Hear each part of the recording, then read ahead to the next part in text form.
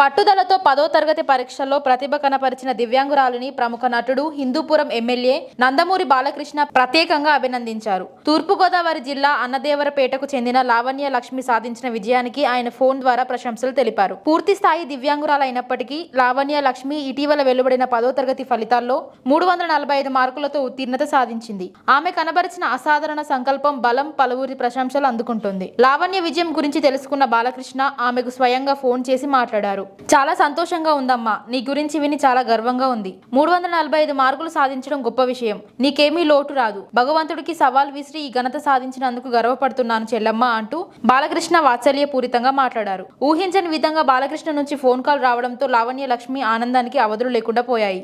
నాకు ఫోన్ చేసి అభినందించిన బాలకృష్ణ సార్కి ధన్యవాదాలు అని ఆమె కృతజ్ఞతలు తెలిపింది. బాలకృష్ణ లావణ్య మధ్య జరిగిన ఈ సంభాషణకు సంబంధించిన వీడియో సోషల్ మీడియాలో వైరల్ గా మారింది.